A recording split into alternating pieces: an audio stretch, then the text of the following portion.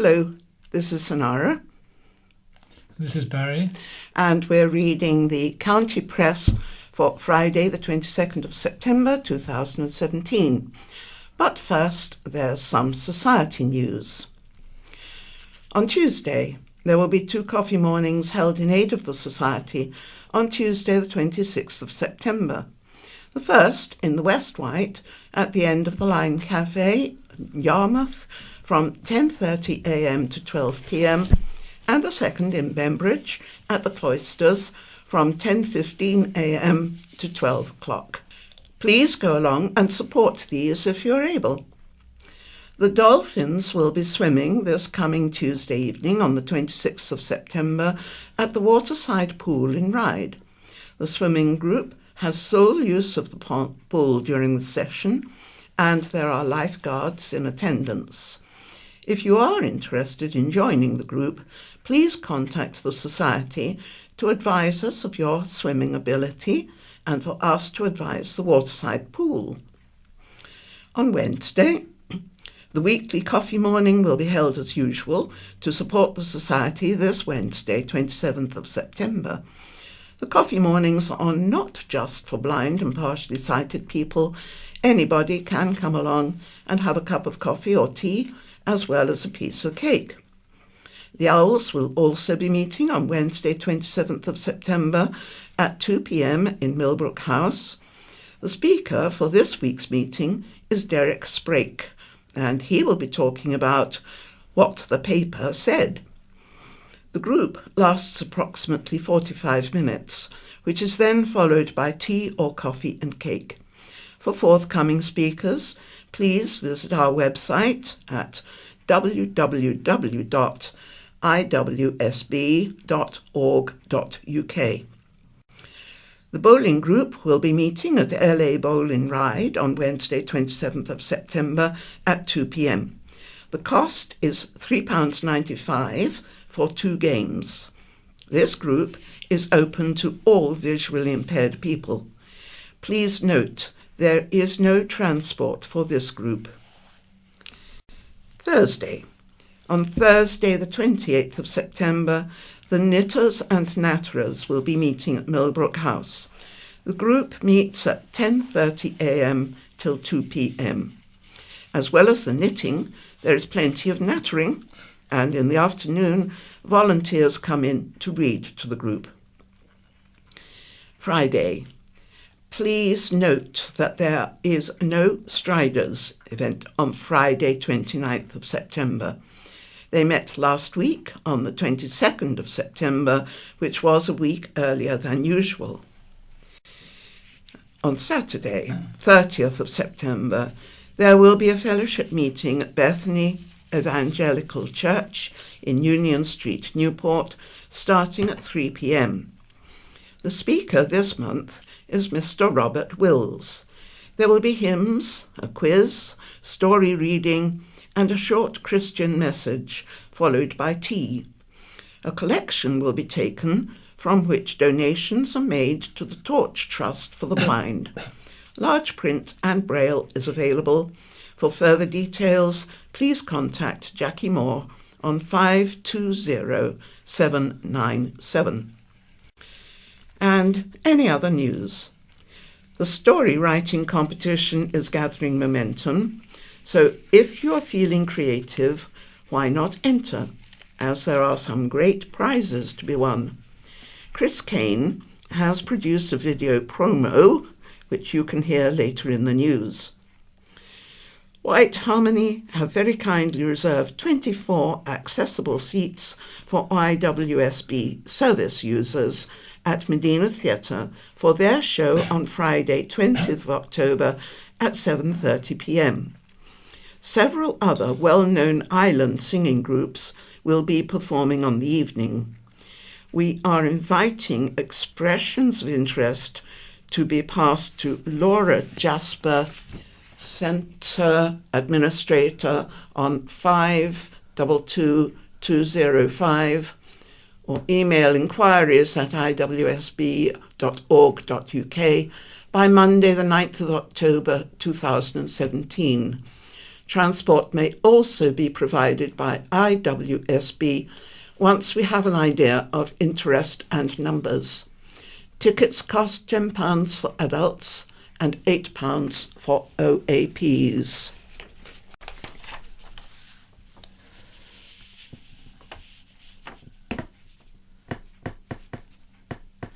And just some further news, scaffolding news. Please find below a list of known footway obstructions for works, including scaffolding or hoarding.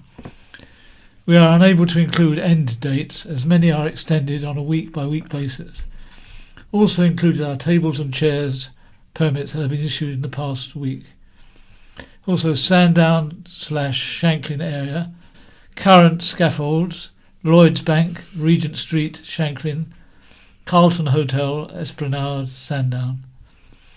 Cowes area, current scaffolds, development site, Castle Street, East Cowes, 27 Cross Street, Cowes, 4 Alfred Street, East Cowes, Moira House, Sunhill, Cowes, and current hoardings, 272 to 283 Arctic Road, Cowes, 93 High Street, Cowes.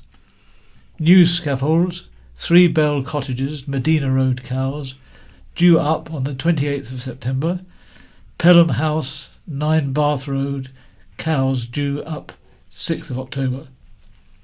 In the Newport area, current scaffolds, Nippert Court, West Street, Newport, 38 Key Street, Newport, 10 to 12 Lugley Street, Newport, 57 Melbourne Street, Newport, Cranbourne Rest, 61 St James Street, Newport, 67 Trafalgar Road, Newport, 43 Lugley Street, Newport, Mere, 20 St Thomas Square, Newport, 21 Chapel Street, Newport, in the car park, and new scaffolds, 34 Caesars Road, Newport, due up the 28th of September, 18 Lugley Street, Newport, due up on the 2nd of October. In the Ryde area, current scaffold, St Mary's Church Ryde, along St Mary's Passage, Oasis Dental Care, 9 Melville Street Ryde, 77 George Street Ryde, and Sea Hill House, Pier Road, Seaview. And to continue with that, the Old Bakery, the Bull Ring in Brading, Angels Grace, 71 Union Street Ryde, 2 West Street Ryde, Little Bramley, Rope Walk, Seaview, LP's Cafe, Stanfield House, Circular Road, Seaview, and new scaffolds, 99 New Road, Brading, due up on the 26th of September, 18 Nelson Street Ryde, due up 27th of September. In the South Wight area, 47 Moorview, God's Hill, Cliffview, Hamborough Road, Ventnor, 38 Victoria Street, Ventnor. And West Wight area, current scaffolds, Cornerways, the Broadway, Totland, Mulberries, High Street, Yarmouth. And this week's In Touch in this week's episode. Chris Thorley has AMD, and when one drug didn't work for him, he made a direct approach to his CCG and demanded that he be given an alternative treatment, Eylea, E-Y-L-E-A. His unorthodox methodology paid off, and his CCG agreed to fund a course of Eylea. Tom Walker met Chris and he told him his story. Kathy Yelf, CEO of the Macular Society, explains how the charity was able to help Chris with advocacy and the regulations surrounding NICE guidance regarding the availability of Eylea in England. Victoria Cleland, Chief Cashier, tells Peter Wight about the thinking behind changes made to the new £10 note. Hazel Dudley and Jeff Long take a look at the new note and give their comments on the tactile features designed to assist blind and partially sighted people. Now the county press, Friday the 22nd of September 2017, headline "Kicked Out by Christmas." Devastated caravan owners are being forced to leave Rookley Country Park to make way for huge regeneration plans. Island View Holidays, the firm in charge of the site, was sold earlier this year, and the new owners plan to heavily invest in the holiday park. New lodges around the lake, upgraded entertainment and pool areas, and new hire caravans have all been promised, but current caravan owners are being kicked out at the end of the year to make room for it all. The firm wrote to around 80 owners last week stating their licences expired by December the 31st and that they needed to leave by January the 1st. Owners on different contracts had been given 12 months to leave. People are allowed to stay in the caravans for 60 consecutive days and return again after 1 day's leave, meaning a number of people live there for the majority of the year.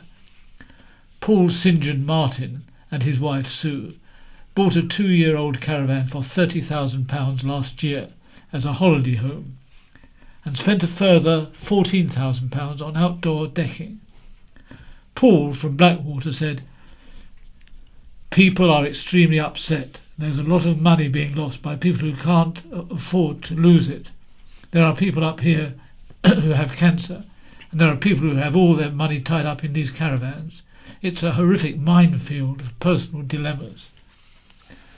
People are in tears and they can't sleep at night. This is a time bomb. There's no compensation on offer. We had just been told to get off the site, but there's nowhere to take the homes. There's only 6 slots available at other caravan parks on the island." Julie O'Gorman of Lake moved to the island from Hertfordshire just over a year ago. Her mother left Julie's son a £10,000 inheritance specifically for a caravan at Rookley, as he and his dad loved fishing there.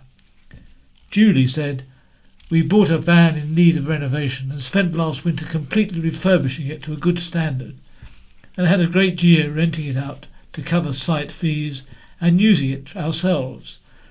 It has an emotional as well as financial meaning to us, and my son will lose his inheritance. We have no hope of recouping anything, as no other sites will take on older vans." Megan Hagan, 46, of Lake, bought a caravan at the park 2 years ago and lets it out to friends and holidaymakers. Mrs. Hagan said, "What I really find quite appalling is that we were offered upgrades to our caravans this spring for a very good price. There must be owners who have invested in an upgrade and now they are more or less evicted." The park was also selling caravans to new owners up until the end. A Rookley Country Park spokesperson said, "Following our purchase of Rookley Country Park in May this year, and after an extensive review, we have decided to invest significantly and redevelop the park. Prior to our purchase, the park had been heavily underinvested and was unsustainable for longer terms. It is our intention to develop the accommodation, facilities, grounds and activities to protect the future of the businesses, our employees, our local economy, and provide a park the community and our guests on the island can be proud of. Unfortunately, due to the extensive requirement of the redevelopment, we have taken the decision not to renew some owners' holiday home annual licences. We understand this may cause some initial upheaval and will help where we can during this transitional period." Food bank in crisis. Supplies are running low at the Isle of Wight food bank, prompting an urgent plea for help. Stock has dropped to worrying levels, and with Christmas approaching, there are fears that families in crisis will go hungry. There are only 8.2 tonnes of food in the warehouse, compared with the usual 12 to 14 tonnes. The charity has seen a significant increase in demand over the last few months, as families who rely on free school meals have struggled throughout the summer holiday. During June, July and August, the charity helped an average of 297 adults and 279 children a month, 1,728 in total, around 200 more people compared with the same period last year. Food Bank manager Hannah King said, "Our resources are critically low in a large number of our staple food items, such as baked beans, tinned fruit, tinned potatoes and vegetables, soup and puddings. We aim to give 3 days' worth of nutritionally balanced food to all who receive our food parcels, although those who receive the holiday scheme vouchers are only given items we have higher stock levels of in our warehouse. While it's lovely to give luxury Christmas food items to our clients over the Christmas period, we would still aim to fill all our food parcels with the standard food supplies."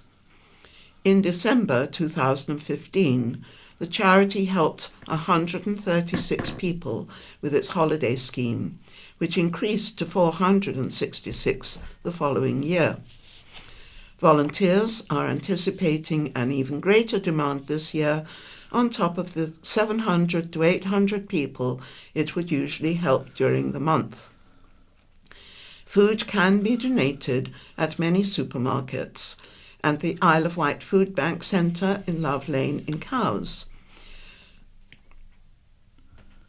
See www.isleofwight.foodbank.org.uk for details. And a television spot for lifeboat crew. The BBC's RNLI documentary Saving Lives at Sea is to feature the heroism of Yarmouth lifeboat's crew. Tuesday's episode of the BBC Two programme will include footage of the RNLI lifeboat dealing with a man overboard incident during last year's Round the Island race, and a yacht run aground on the shingle bank in treacherous conditions. Saving Lives at Sea will be broadcast at 8 p.m. Fuel price war is good news for Isle of Wight motorists. Motorists are benefiting from the supermarket price war at the fuel pumps, making the island one of the cheapest places to drive in the country. Nationally, petrol and diesel prices have hit a 6-month high due to the rising cost of crude oil. Supermarkets are averaging 113.5 pence a litre for petrol and 114.1 pence for diesel, according to the AA's latest fuel price report. But on the island, prices have plummeted with the arrival of Asda. When the supermarket giant opened its first Isle of Wight store last month, it immediately sparked a petrol price war, cutting the price of fuel from around 114.9 pence a litre to 109.7 pence for unleaded and diesel. Its supermarket rivals, Tesco, Morrisons and Sainsbury's, have inevitably followed suit. As of Wednesday, the price remained at 109.7 pence, matched by Morrisons in Lake and Newport, with Sainsbury's charging 109.9 pence and the island averaging 115.5 pence for unleaded and 115.2 pence for diesel. In comparison, August's UK average for unleaded was 119.77 pence per litre and 120.5 pence for diesel, according to the RAC Foundation, which monitors UK fuel prices each week.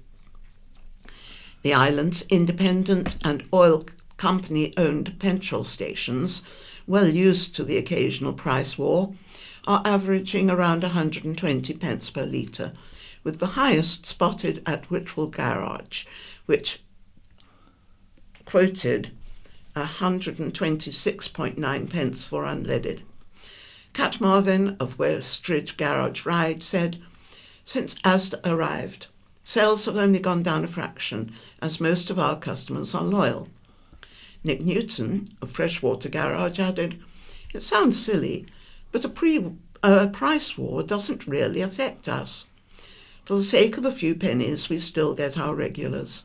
We do our best, but we can't buy fuel as cheaply as the big supermarkets. An investigation has been launched following a fire on board a Wight Link car ferry. The blaze broke out in the engine room on the Wight Sky car ferry last Tuesday night, shortly before it docked at Yarmouth. A Wight Link crew member, a man in his 50s, now known to be the vessel's chief engineer, suffered burns to his face, head, neck and hands. He was treated for his injuries at St Mary's Hospital and discharged later that night. Inspectors from the Marine Accident Investigation Branch, MAIB, examined the ferry to gather evidence following the fire. This week they confirmed the incident warrants a full investigation. Reports one of the engines exploded has yet to be confirmed. A Wight Link spokeswoman said the fire affected one of 4 engines on the ship, but the remaining 3 were not affected, and there is no visible damage in the engine room other than to that particular engine. We cannot confirm whether there was an explosion. However, some components from the engine affected were found on the floor nearby. We welcome the MAIB investigation and equally want to know what caused the engine fire aboard Wight Sky. Following the fire, the Wight Sky was towed away on Wednesday afternoon and replaced with another vessel, the Wight Sun. Town's new look set for approval. The dramatic multi-million-pound plan promised to bring regeneration to East Cowes appears to be on the verge of approval. It was 14 months ago that plans were lodged for bars, restaurants, 53 homes and facilities to complement a 400-berth marina adjacent to the Union Flag Columbine Works on the waterfront. Now the Isle of Wight Council says permission is set to be agreed, subject to conditions. We are waiting for the agreement, which covers conditions attached in the approval to be signed, said a council spokesman. The development involves the loss to the marine industry of Columbine, which has rare deep water access for shipbuilding. That led to fears that the highly successful Wight shipyard and nearly 100 jobs would leave the island as a result.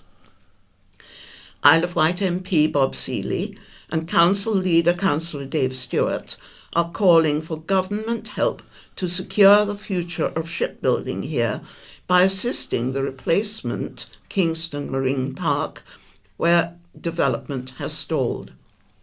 The call for shipbuilding support was backed by Mark Raymond, the founder of Solent and White Line Cruises.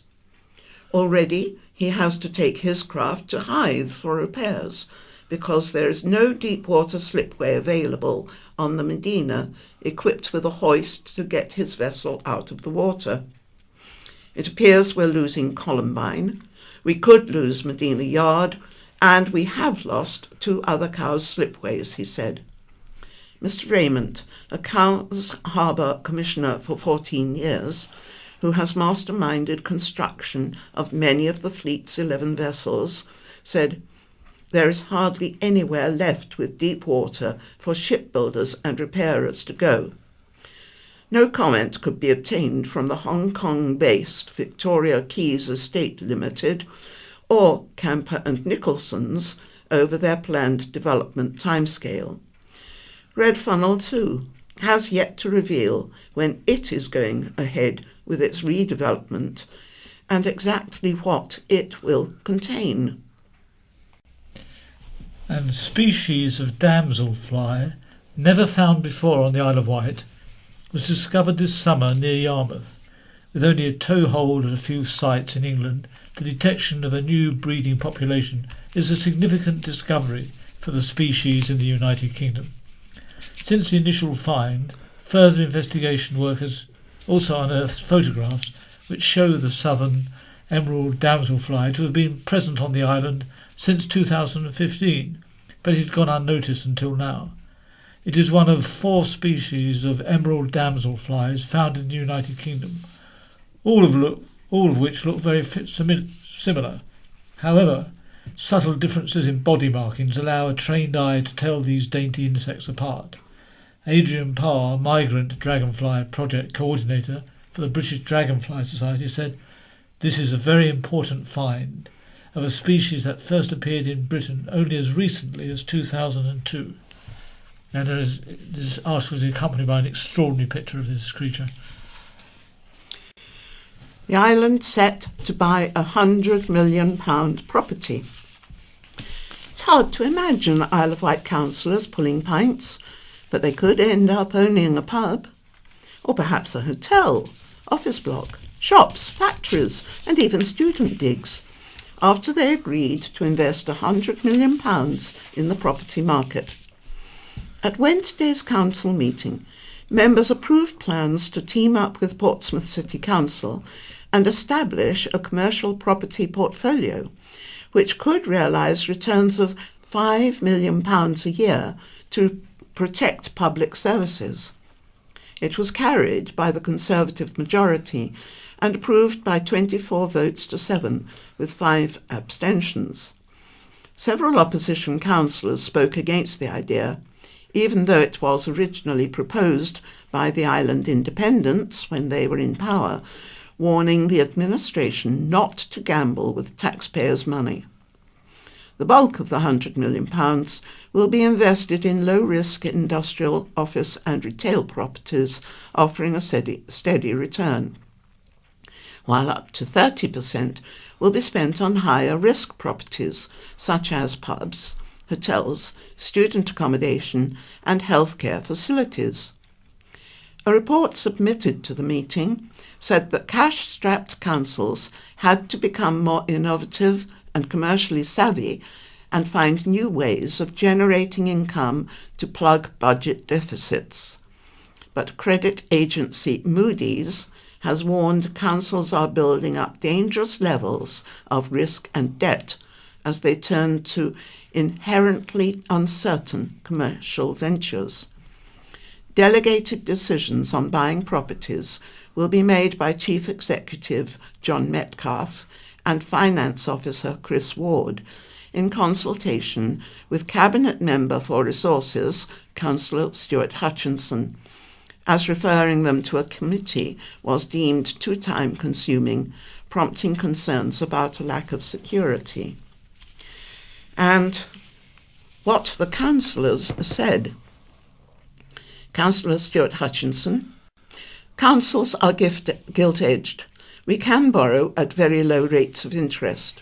The experience of other councils in this kind of investment has provided a very successful addition to their revenue-raising requirements.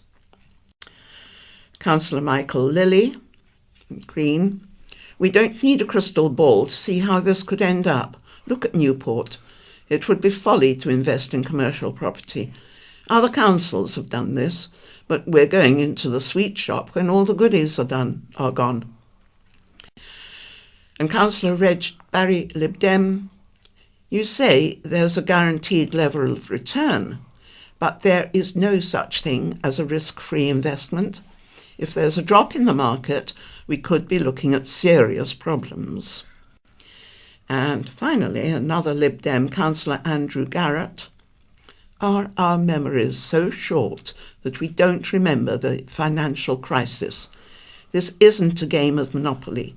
It's Isle of Wight taxpayers' money. And shocking photographs documenting devastation on the hurricane-hit island of Tortola have been compiled by an islander whose family has strong links in the Caribbean. Alexander Wright and his family own Jeremy's Kitchen, named after his late brother who founded it, in Trellis Bay. Despite widespread destruction, the restaurant was miraculously undamaged by Hurricane Irma when it ravaged the small British Virgin Island. But it was days before Mr. Wright, 49, could make contact with friends and staff to make sure they were safe. Many have lost their homes and businesses. A building can be replaced. The real worry was for the people. We didn't hear anything for about 3 days. People had been sort of joking in the build-up, but they were terrified, said Mr. Wright of Fishbourne. A waitress went to the restaurant to take pictures and said we had been looted, but all that was taken was food and drink. People are desperate. It's fair enough, he said. The island's jail was among the buildings hit by the hurricane, leaving prisoners to escape on the hunt for food and shelter. But the arrival of 500 British Royal Marines has helped to restore order and aid recovery efforts. Fortunately, the island escaped the worst effects of Hurricane Maria, which hit the region on Wednesday. He urged anyone who wanted to support hurricane recovery efforts in the region to visit virelic.com.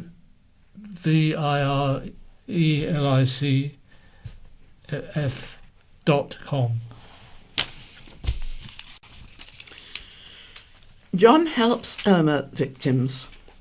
A West Wight businessman has been organising thousands of pounds worth of materials to be sent to the victims of Hurricane Irma, which has devastated the Caribbean.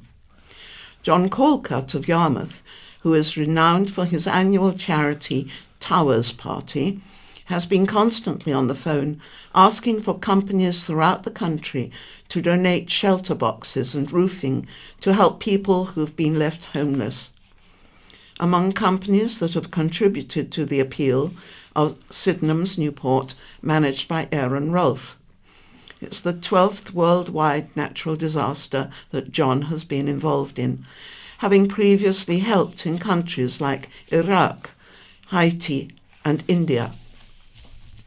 John is a friend of Virgin Islands owner Richard Branson and said, "I am in touch with officials of Barbuda and the British Virgin Islands to provide shelter boxes and roofing material for the people worst affected. I work with Team Rubicon in Salisbury, which unites the skills and experiences of military veterans with first responders to deploy emergency response teams around the world following natural disasters. We are trying to get shelter boxes to the people of Virgin Gorda, a small island which still has 150 homeless.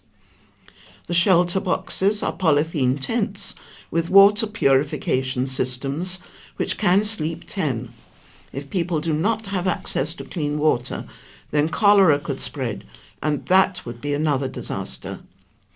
Barbuda is in the middle of a massive clean-up operation, and we are sending materials to put roofs over heads while everything is being rebuilt. Richard is providing air transport because he owns the Neckar, and he wants to help the people in that region. Getting the materials to the islands has been a challenge, but we have organised a flotilla of private yachts to ship it there. It's been a bit like Dunkirk, but it's all hands to the pumps.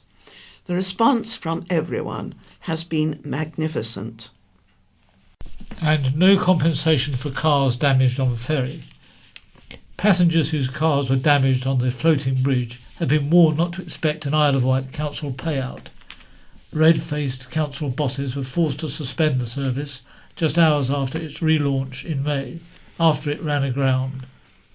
Passengers were left stranded in the River Medina, with some wading ashore and several people scraped their cars as they boarded or disembarked.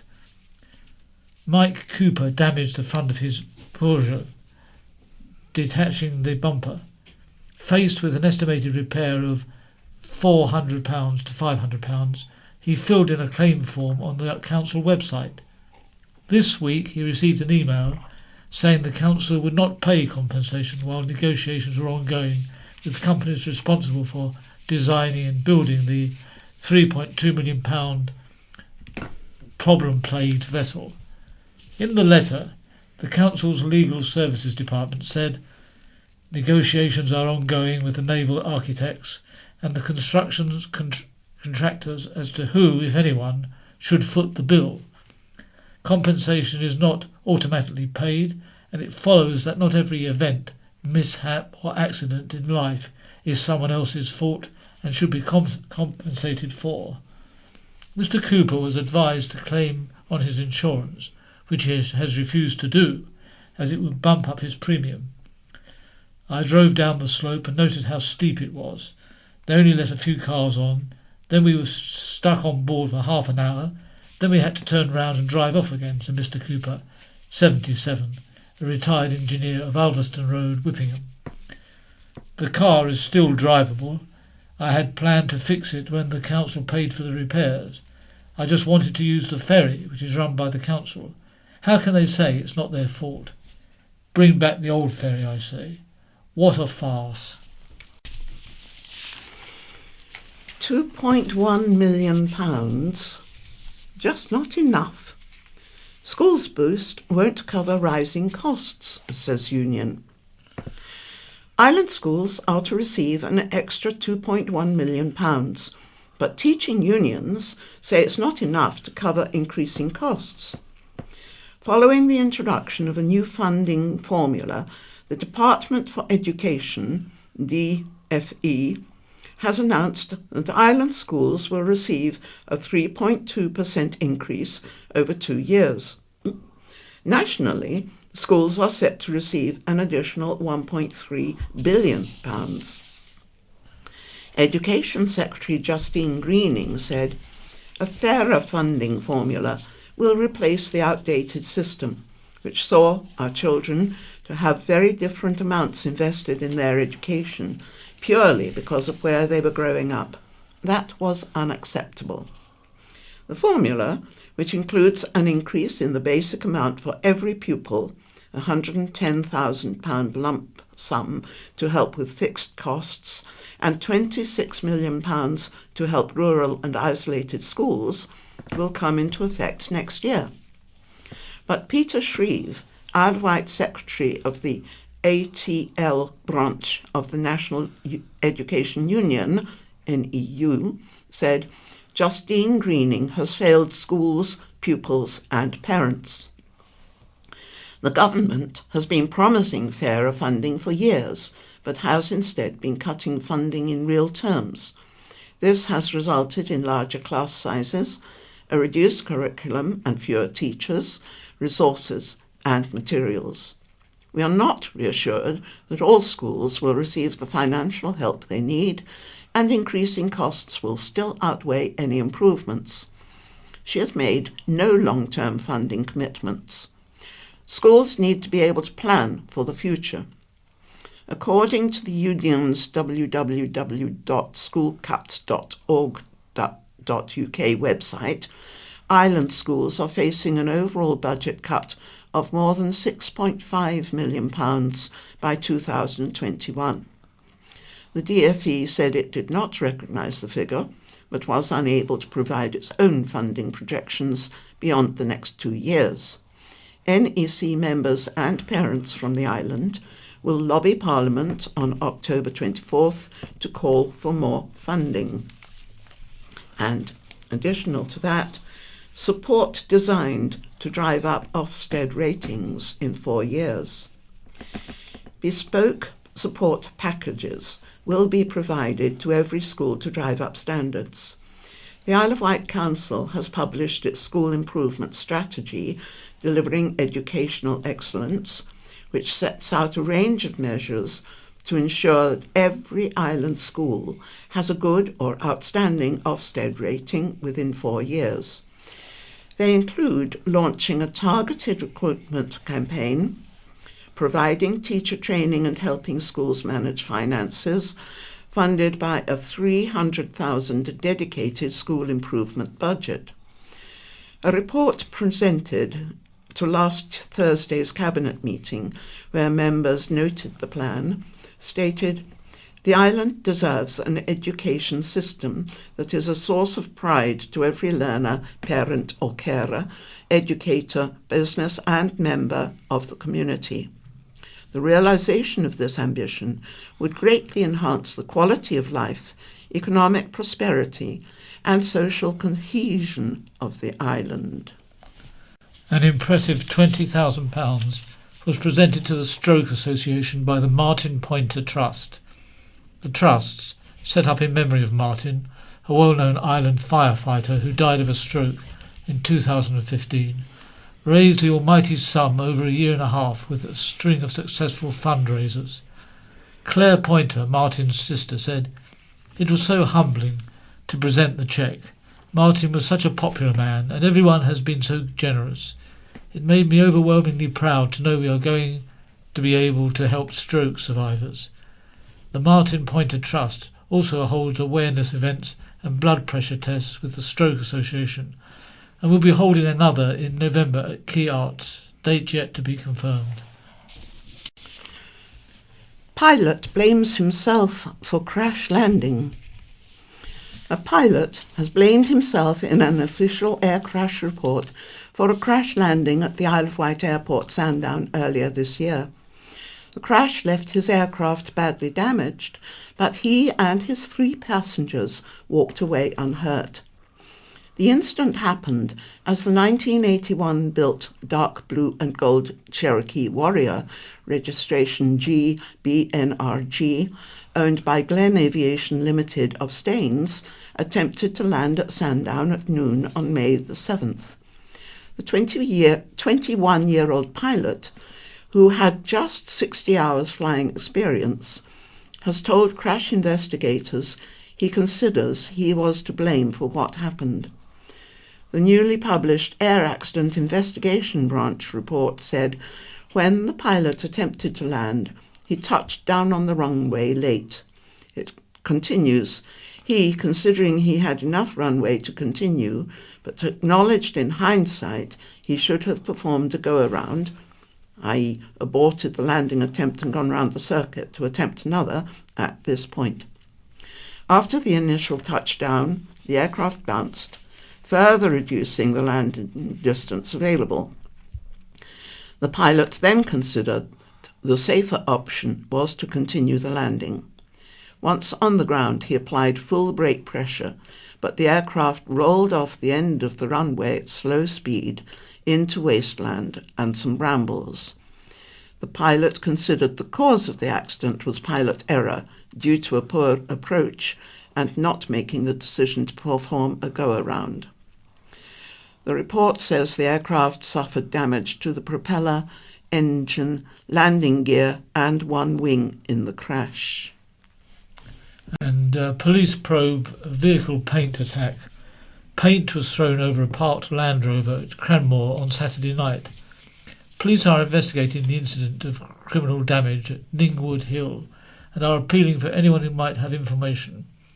Anyone with information can contact police on 101, quoting crime reference number 441 703 60109. A centre for practical skills on the Isle of Wight. The new £12 million training hub at Whippingham will be a practical skills centre for the whole island. That was the pledge by the man running it, who is used to delivering projects costing billions, not millions. 39-year-old David Evans is Chief Executive of the Centre of Excellence for Composites, Advanced Manufacturing and Marine, CECAMM, which was officially opened by the Council of Wessex last week. The centre has 130 Isle of Wight College students and a capacity of 500, studying a range of courses put together in partnership with island industry to plug its skills gap. But it's not just about full-time courses to give young people the skills they need to get work on the island, but part-time and evening courses too, if people, for instance, want to learn welding or engineering, said Mr. Evans. We are here as a service to the whole community of the Isle of Wight. This facility is world-class. I would have killed to have hands-on experience somewhere like this, said Mr. Evans, who studied engineering at the University of Virginia and Oxford, and went on to a successful career in civil engineering. Mr. Evans now lives on the island with his wife and 2 sons, having previously commuted during the week to his office in Bristol. He came to CECAMM with a long pedigree of key involvement in multi-million-pound projects. He was operations director of a large UK consultancy firm, spending 3 years delivering the Hinkley Point C power station in Somerset. Before that, he was involved for 2 years with other multi-billion projects, this time transforming this time transforming public services in Doha, the capital of Qatar. Before that, Mr. Evans played a pivotal role in creating the infrastructure for the 2012 London Olympics.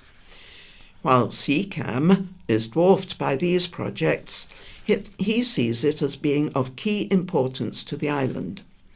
CCAM should be an inspiring place for those individuals passionate about engineering, whether they be a college student, an employee of a local business, a young child interested in maths and science, or a member of the community.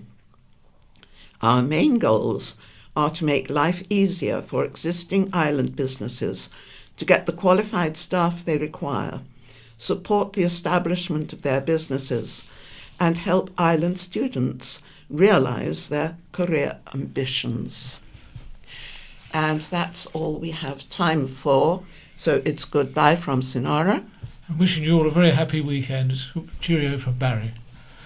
Good morning, I'm Stephen. And I'm Linda. And we'll be reading the features part of the County Press for you today, starting with readers' letters, the first of which is headlined, Town Paying Dearly for Council Mistakes. And this is from Matt Pascoe of Cowes. It's from Jane Rann of East Cowes. I was present at the recent floating bridge meeting. Isle of Wight Council leader Dave Stewart apologised to Councillor Peter Lloyd, Mayor of East Cowes, and Councillor Carol Love for not informing them that the floating bridge was going out of service. He stated he realised the Isle of Wight Council had lost the trust of residents and businesses alike, and he would try to rectify this. Any future developments would be shared, with dialogue ongoing between East Cowes and Cowes, it was said. It was also agreed another meeting would be held between themselves, businesses and stakeholders. It was most unfortunate no definite progress was made regarding the launch service timetable. It was explained how expensive the running of the launch service was, and the same arrangement could not be made with the water taxi service when the Jenny boat is taken off because of cost. The Jenny boat will take the floating bridge card. If you pay cash, a return fare of £1.50 is in place. The water taxi does not accept the return ticket or floating bridge card because it is a private company. The water taxi charges £1.50 per journey, £3 return. The water taxi was asked by the Isle of Wight Council to fill in for the times the Jenny boat does not run, but not with the same deal, where they can offer concessionary fares. Is this fair to the people using the launch service? This now sets a dangerous precedent for privatisation in the future, of which I would not be in favour. The entire fiasco of the floating bridge is killing East Cowes. We are expected to pay for the Isle of Wight Council's mistakes. It reminds me very much of the Sheriff of Nottingham and Robin Hood. This is a letter from J. Gibbons of Ryde. It's headlined, Costly School Uniforms Aren't Necessary.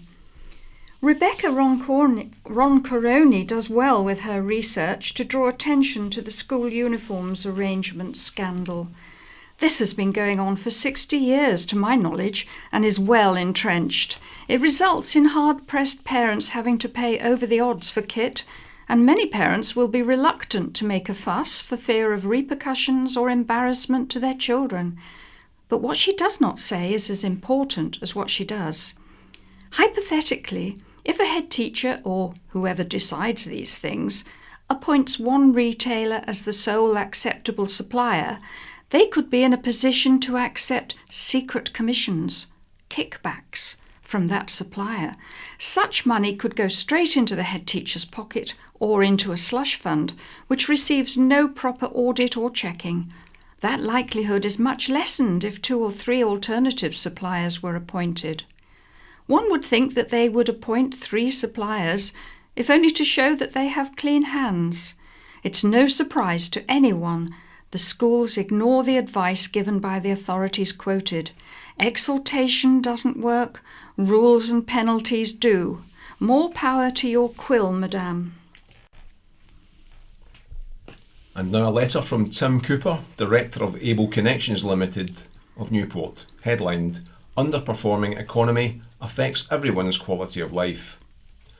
I am writing in response to articles in the county press under the headline, Private briefings on fixed link arguments, but mainland councillors not happy, from the County Press of the 8th of the 9th. During the development of its proposals for a fixed link, Able Connections contacted officers from all of the councils and relevant bodies on both sides of the Solent, which led to numerous meetings that, in turn, helped us to ensure our proposals were aligned with local plans. Since stories to the contrary started to circulate, I have spoken with councillors Woodward and Philpott, and I am pleased to say they confirmed this to be the case. It was encouraging to find we also agreed on many other issues. I have been a resident of the Isle of Wight since childhood. I have raised my family here because I believe the island is a fantastic place to live, and I wish to do all I can to preserve its unique heritage and way of life. The population of the Isle of Wight is growing and ageing unsustainably at a time when our economy is underperforming against all measures. Because of this, the quality of life, which we all value, is slowly eroding. As a community, we need to have an open, honest and respectful conversation about what the island will be like if we allow current trends to continue, and what we can do about it. I look forward to continuing that conversation in the pages of the County Press and elsewhere. And now from Ian McKee of Totland Bay, news it's headlined Boris's bikes not likely to travel. News the IW Council is considering a Boris bike scheme should be treated with caution. Following a Freedom of Information request, it was revealed the taxpayer in London is having to pay £11 million annually to support the project, despite its high-profile corporate sponsors. The annual unit cost of running the bikes is likely to be much higher on the island because of the longer distances between the likely pick-up, drop-off points, creating a lower than anticipated take-up rate. Additionally, the hilly nature of the terrain and narrow roads is likely to higher likelihood of dumping of the bikes in the hedge in favour of the bus, generating non-forecasted recovery costs. Our council tax is already at tear-inducing levels, without new brainwaves coming from ill-informed councillors. And now a letter headlined, Children have the right to be protected. The correspondent's name and address is supplied but withheld. As a retired head teacher on the island, I have every sympathy and understanding for the dilemma of teachers and former colleagues, which they may be experiencing to do with this issue, referring to transgender legal fight from the County Press of the 15th of the 9th, particularly those at the Church of England school at the centre of this controversy. At the same time, I know my support has to be with the parents who have withdrawn their child from school. I believe all children have the right to be protected. This includes being protected at times from themselves, from social trends that may be in vogue, and at other times from those who would undermine the very principles and beliefs which they and their families stand for. I appreciate the school is standing for a principle it believes to be backed by law, while the parents are challenging this, even to the point of taking legal proceedings. I know the parents have nothing but love and compassion for all at the school, and would have avoided this step if at all possible, but they have principles and beliefs they cannot deny.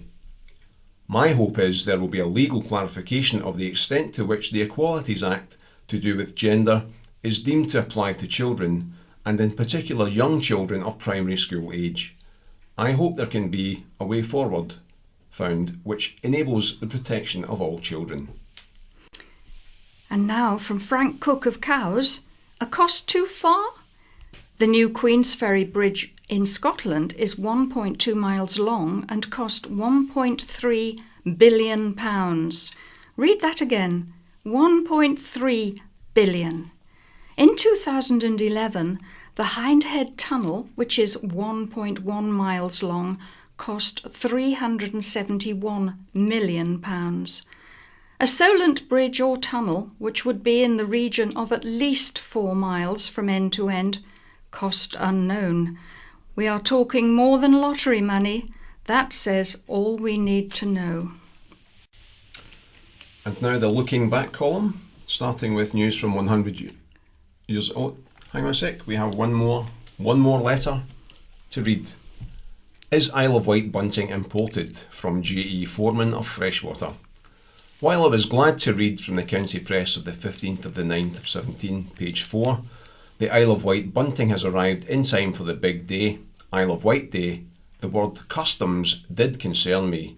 Shop locally, support local businesses, we are urged to do. Surely a company on the island could supply our special bunting. If not, then a UK company could. Now looking back, 100 years ago, 1979 this week, nationally teachers' salaries were increased by up to £30 per year. That's £1,909 in today's money. However, Isle of Wight teachers only had an increase of £8, equivalent to just £500. Teachers were quick to criticise the Education Committee, which had not followed through on promises. Also from that week, an Isle of Wight soldier returned to Southampton Hospital following an injury in France. Private H. Mattingly was seriously wounded when pulling a fellow soldier out of danger and was shot in the arm. His mother visited him in France before ensuring he was flown home. And on 75 years ago, on September the 26th, 1942, the Isle of Wight War on Rats was named the greatest island contribution to the war effort. In the previous 12 months, the farm rat population was reduced to almost nil, and almost 3,000 rats were destroyed. Rats were considered a threat to farming and already scarce agricultural supplies. And the Isle of Wight's rat population was diminishing as the island's tomato industry was growing. Plant populations had grown from 15,000 to 52,000 plants across the island. Approximately 70 tonnes were gathered across the course of the summer. Now 50 years ago, 1967, when two Isle of Wight teams turned up to play their annual cricket match, they discovered their pitch was under nearly 3 feet of water and were reluctantly forced to postpone the match. Twice a year, exceptionally low tides uncover a section of the bramble sandbank in the middle of the Solent for about an hour, leaving time for a match to take place. However, strong winds built up and the strip of sand was not exposed. Twice the teams ventured out into the sands only to discover they were unable to play. And now 25 years ago, on September the 25th, 1992, Russian orphans found a host family thanks to help from the county press. 2 Russian orphans flew into Britain to take up a year's study at Bembridge School as part of a nationwide scheme. However, in order for the visit to come to fruition, a host family had to be found. After reading the story in the county press, John and Brenda Kenyon stepped forward to help. And also users of a popular island playbus delivered a heartfelt message to organisations to help keep the show on the road. The vehicle was costing £14,000 per year. 10 years ago, September the 21st, 2007, council officials were branded killjoys for banning ball games and thereby stifling the sound of children's laughter enjoyed by residents of Clarendon Place, Newport. The ban promoted a retired householder to contact the county press, begging the council to think again and to allow children to play. The residents said children were now forced to play in a road with a sharp corner at each end, instead putting them in further danger. The hover was no bother for blind man Colin MacArthur of Sandown. As a way of raising awareness for retinitis pigmentosa, RP, Colin piloted the 70-ton hover travel craft at speeds of up to 40 miles an hour for 20 minutes across the Solent. And now the Wight Memories column, headlined How Things Have Changed Since 1960. Brian Greening remembers the year 1960, which was an eventful one for the island. 1960 was a year to remember. I seem to spend so much time looking at old documents and brochures, I feel sure one day I will come across the Dead Sea Scrolls. But more modern local documents, such as those from the year the United States entered the Vietnam War and Chubby Checker started the new dance craze with the twist, spark nostalgia. Those from the year 1960 made me recall the severe flooding in Newport. This was something I experienced at first hand when our tiny cottage in Fairley Road was flooded. A block stream in Victoria Road burst over the railway line and cascaded down a 6-foot drop into our garden. What followed was like a dam buster scene in miniature, as water came in through the back door and did not stop rising until it reached the level of the road, a height of some 2 feet. All we could do was open the front door and watch as household items surged across the road and down to lower ground at Sea Close. The Mayor of Newport at the time was Eric Hands, who organised a flood relief appeal that raised around £1,500. My mother received £10 to have our mats and rugs cleaned. At that time there was no such thing in our house, or most others, as fitted carpets. The adverse weather hindered cross-Solent travel, and on the Fishbourne to Portsmouth route the car ferry was unable to run. They had to resort to bringing back into service the paddle steamer Farringford. It was also the year when the foundation stone was laid for the crematorium at Palmer's Brook. Also that year, my friend Bill Shepherd was to work there for the next 23 years. But I believe that means the crematorium, but tells me he had to first undergo 3 months training at Porchester before its opening the following year. It was a time too when the largest supermarkets were Lipton's and Maypole. Eggs were sold in paper bags and biscuits came loose. Petrol pumps swung out across the pavement and traffic jams were unknown. A time when the now reviled Coppins Bridge was a joy to behold, with a railway bridge taking trains away to Sandown. A brochure I came across advertised an island industries fair, held at the twin Warner's holiday camps at Puckpool and St Clair Ryde. Going through those few pages demonstrated clearly how life has moved on in those nearly 60 years. Our local MP was the controversial Mark Woodnut, while the governor of the island was Gerald Wellesley, the 7th Duke of Wellington, who described our island in his introductory speech as one of the playgrounds of Great Britain. It was obvious he never lived here. The fair was organised with a view to bringing more jobs to the island. We already had shipbuilder J. Samuel Wight. Saunders Row and British Rail were also major employers, but history records that 2 of these were beginning to fall into decline. Decca Radar had recently established itself on the site at Somerton, and a large cosmetic factory was being talked about. This turned out to be Columbia Products, which was soon to move to Binstead with the promise of 350 jobs. Attendance at the fair over the 6 days exceeded 36,000, although the parking charges may have put a few off. People were to pay 2 shillings, 10p, for a car, 1 shilling, 5p for motorcycles, and half the latter for cycles. A beauty queen had been chosen, and this honour went to 16-year-old Sandra Heath of Shanklin. Among the things to see were demonstrations for go-karts produced by Messrs. Harry Wills at its Pyle Street premises. Just a few of the other contributors whose names will bring back memories for older residents included the Newport-based Isle of Wight egg packing station, which had premises in South Street, plus Wadham's, Owen Day's and Dibbon's, while further afield there was White Poultry at Binstead, and even the Copacabana Club at Sandown got a mention. Advertisements reminded me it was a time of buying items on hire purchase. An £18 Hoover could be secured with a £1 deposit, and thereafter payments of 10 shillings a week. There were similar arrangements for portable radios. There was, however, one sour note when a resident complained why, if they were advertising local businesses, the programme had been printed on the mainland. The sobering reply from the chairman and organiser, Dawley Brown, was none of the island's printers were able to produce a competitive tender. Black mark. And now the My View column, in which a panel of columnists take it in turn to give their take on life as it is played out on the Isle of Wight. The first of these is from Jim Gibbons, and it's headlined, Are we islanders living in Toy Town?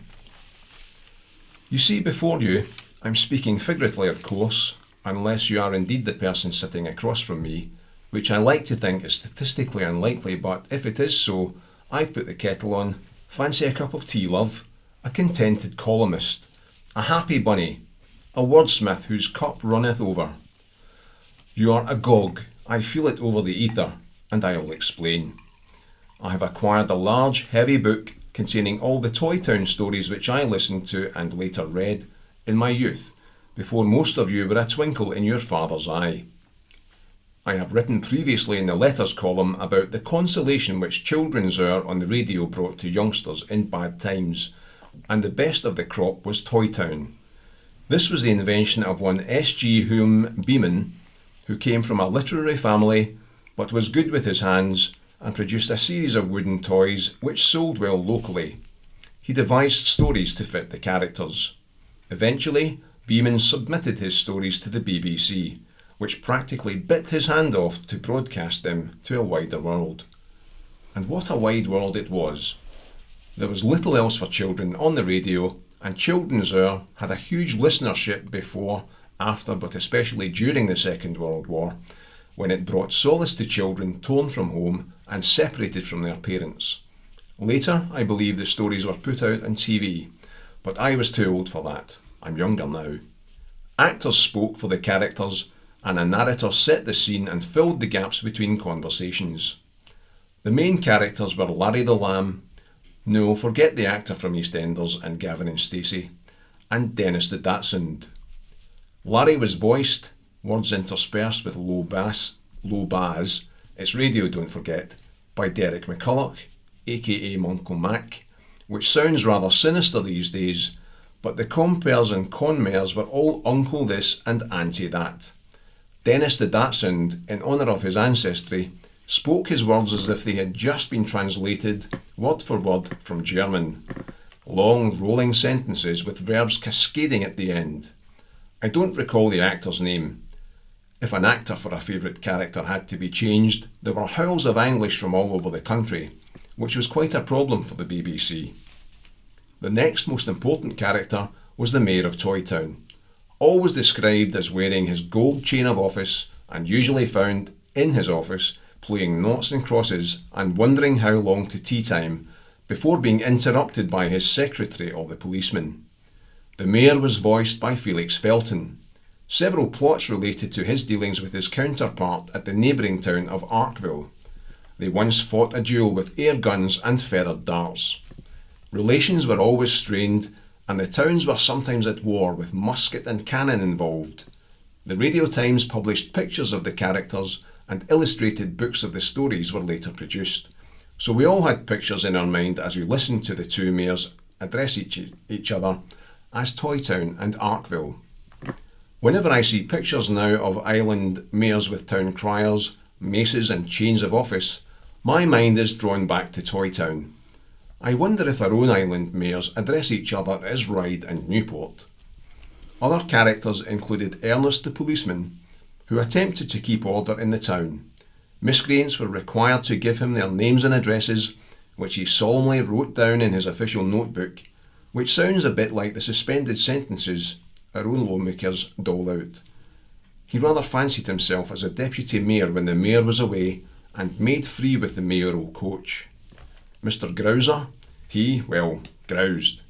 His favourite speech was, "It's disgraceful, it ought not to be allowed," usually directed at the luckless mayor or Ernest. Then there was the inventor, who was bad at inventing, the magician, who was bad at spells, Captain Higgins, a sleazy ex-military man who was clearly no gentleman, and many others.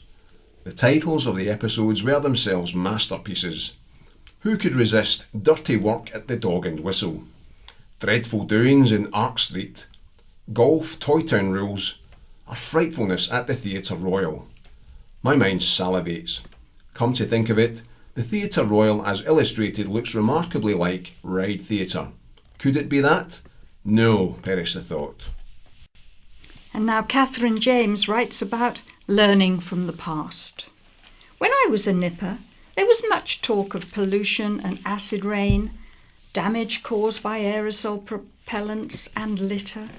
Inspired, I started a Womble Club to encourage my fellow pupils to keep the school playground clear of spangles wrappers. Who knows if it made any difference? If you believe the vociferous voices of climate change deniers, catastrophic weather events such as the hurricanes which batter the Caribbean are someone else's problem. Wherever you sit on the global warming fence, it's time to end our thrall with fossil fuels, particularly when it comes to getting about.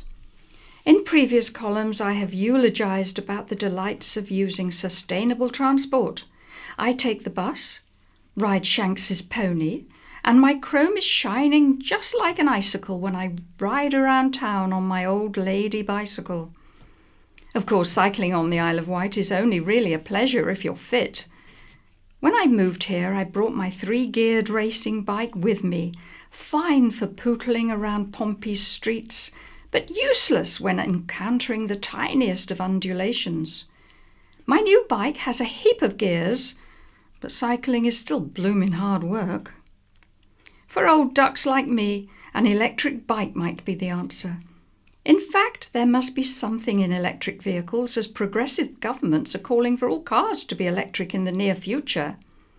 Over in Silicon Valley, Tesla has moved the electric vehicle out of the daydreams of whiskered environmentalists into the stuff of capitalists' dreams, with its sexy supercharged performance cars, with a matching supercharged price and features including ludicrous mode. If you're neither lithe enough to straddle an e-bike nor wealthy enough to drive a Tesla, you could join that other electric fleet, the chapter of mobility scooters. With these, the island could lead the charge on personal transportation. As well as a good network of dropped curbs, it has plenty of accessible paths, including some of the most scenic rights of way. Still think the electric vehicle revolution will pass you by? Then buy a ticket to ride on the Island Line. Electrified in 1967, the little railway ticks the transport boxes which the futurologists advocate, with 1930s vintage steampunk styling. Of course, electric vehicles are old hat to this country. Did you know 1960s Britain had more battery electric vehicles than the rest of the world put together? Colour you astonished? Well, if I whistle the chorus of Benny Hill's 1971 Christmas #1 hit, Ernie, the fastest milkman in the West, all will become apparent. Yes, milk floats. This e-future we're chasing, we were already there with our fleets of silent, sustainable milk floats. And now the Behind the News column by Richard Wright, which is headlined Young Ones Keeping Beaches Secure. It may not have the glamour of Baywatch, but Ryde Sands will continue to be a safer place thanks to a new generation of lifesavers. Ryde Beach lifeguards staged a rookie lifeguard training week as part of a programme that has already grabbed the attention of the Royal Life-Saving Society, which is featuring it in a magazine. The initiative is designed to address the real shortage of beach lifeguard trainers and training on the island in recent years. With assistance from Alex Blackwell at the RLSS and Tim Griffin at Griffin Marine Services, Lifeguards Beach Manager Todd Miller and Becca Woodford have been trained as beach lifeguard trainer assessors. As a result of Becca's recent first course, 4 new candidates will be part of the team for the rest of this season and part of the new team in 2018, replacing 3 senior lifeguards with 5 years service who are leaving after finishing university. The week-long rookie programme for children aged between 8 and 14 teaches skills, and there are hopes they will be part of the future of the life-saving service. With funding from Ryde Town Council, Waterside Community Trust Beach Lifeguard Team was able to form in 2012 to provide qualified lifeguard supervision on Ryde Sands. As a popular tourist destination in the summer, beaches, particularly in Ryde, become extremely busy, and the lifeguard team are often often assist members of the public, providing a first aid service and rescuing people in trouble. In addition, Waterside Pool provides lifeguards to visit schools in early July, giving beach safety talks to advise children how to stay safe in and around the water. As a proactive service, they aim to prevent incidents from occurring through information and advice. Todd and Becca becoming training assessors through gaining the National Vocational Beach Lifeguard qualification enables them to run rookie sessions, the Survive and Save programme, and train of beach lifeguards at the community pool. On average, the beach lifeguard team responds to a minor first aid incident daily, as well as conducting rescues on a weekly basis. They also assist finding missing children, as well as maintaining beach hygiene, clearing the flagged area of any hazardous materials. The poor summer weather has meant a quieter than average year, with 70 incidents dealt with during the season. Last year, lifeguards dealt with 119, 18 of which were major. Todd said we also assist with events such as the peer-to-peer swim in Shanklin, and last year we lifeguarded Priory Beach for a private event. Becca said, with Ryde being such a large tourist destination, coupled with the dangers of Ryde Sands, I think we are an essential service to locals and tourists alike. Members of the public are always extremely thankful for our advice and help. I have worked on the beach for 5 years, progressing from a beach lifeguard to head lifeguard and now to operations manager, which has provided me with life-changing experiences and opportunities. Okay, and now the What's On column, with a guide to what's on in Elland over the coming weeks. First item is headlined Diesels to Shine at a Special Weekend, and this is written by Amy Shepherd. Diesel engines will take centre stage at the Isle of Wight Steam Railway next weekend as the second Diesel Gala rolls into town. The event will run from Friday, September the 29th until Sunday, October the 1st, and will see steam trains tucked away for 3 days while the more modern locomotives show off what they can do.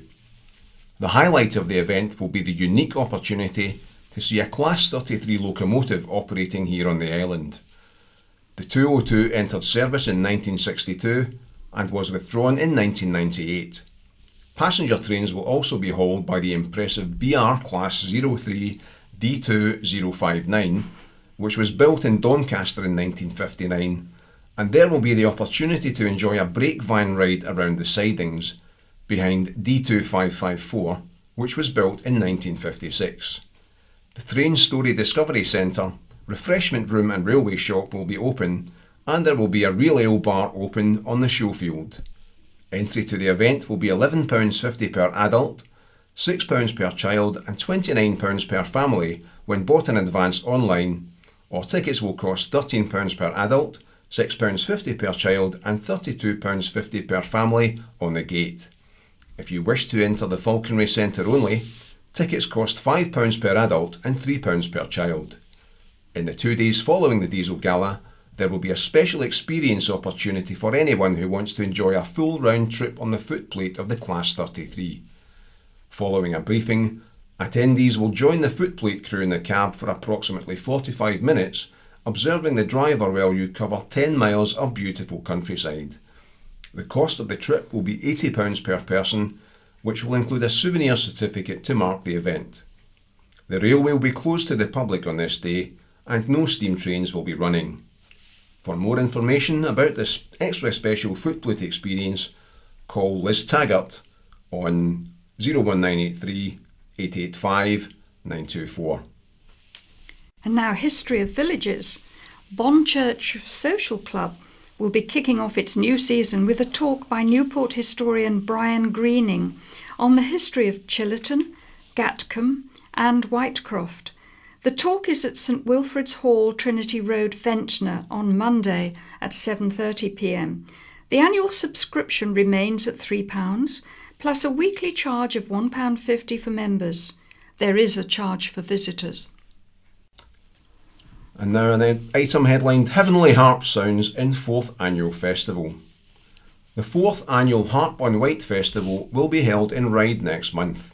From Friday, October the 20th to Tuesday, October the 24th, Ryde will be filled with the heavenly sounds of the harp during the popular festival. The event combines performances by world-class harpists with workshops, lectures and the opportunity to play the harp yourself. The festival opens with a highly anticipated performance by officially appointed harpist to His Royal Highness Prince of Wales and Harp on Wight's new patron, Anne Denholm.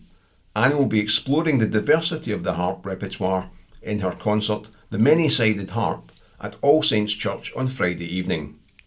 Harp on Wight provides a great opportunity to watch, perform and engage with a wide range of international harpists, playing and teaching a diverse range of styles.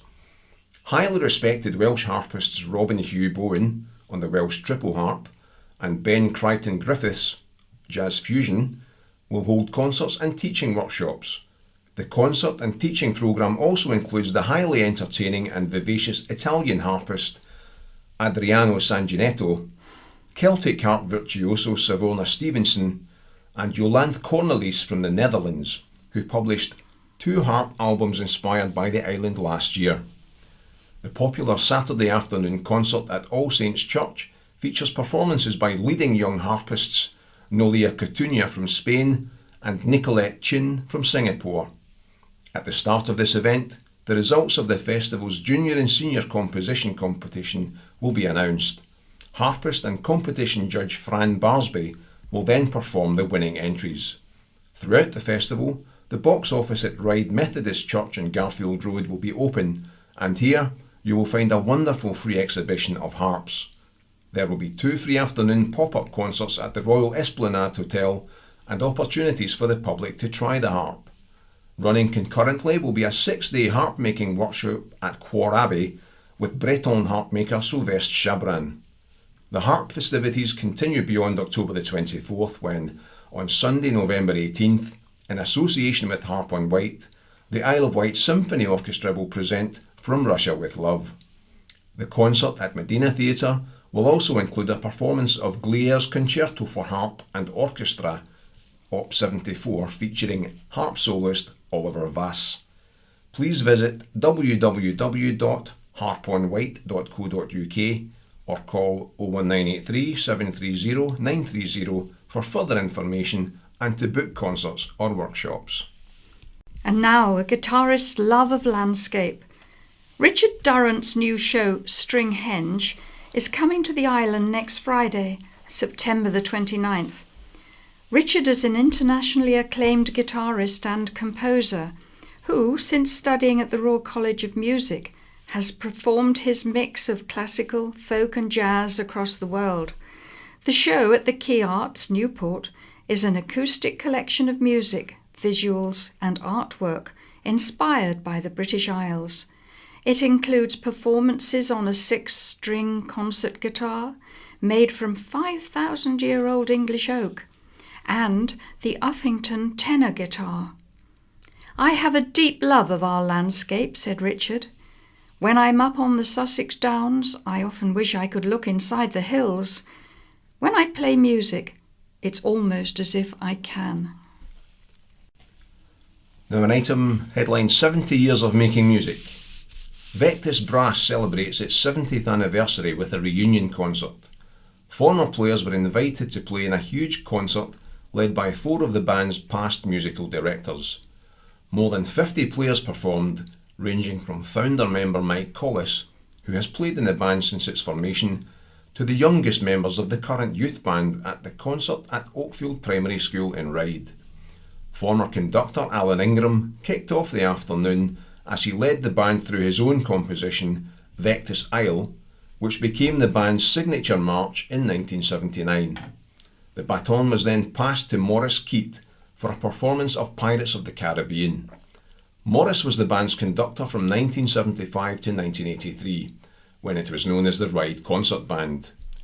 Mary Tague, in charge from 1995 to 2016, took the lead before handing over to current musical director Jay Taylor. Mr. Taylor said, We were overwhelmed with the support from their former players, friends and supporters. On behalf of the band, I would like to thank all those who travelled long distances to be with us. The tremendous support shows the impact the band has had on many people's lives over our 70-year history. Vectis Brass will complete its anniversary year with a free Christmas concert in Newport's Salvation Army Hall on November the 26th at 2:30 p.m. And now Amy Shepherd writes about time to say hello to the Opera Boys. The Opera Boys' spine-tingling show is set to arrive at the Medina Theatre on Saturday, 7th of October. West End's finest leading men have come together to create a stunning blend of music, which ranges from opera to pop and everything in between. Operatic favourites from Nessun Dorma to Time to Say Goodbye are mixed with showstoppers from Les Miserables and Phantom of the Opera through to Jersey Boys. The show features new classical arrangements of modern-day pop hits, all performed in the Opera Boys' distinct style. The Opera Boys have been delighting audiences all over the world with their unique show, combining beautiful, powerful and emotional music with funny, engaging and light-hearted entertainment. The boys trained at some of the UK's finest schools, including the Royal Academy of Music, and have each become highly successful performers in their own right. Between them, they have taken on lead roles in London's West End and on Broadway in New York.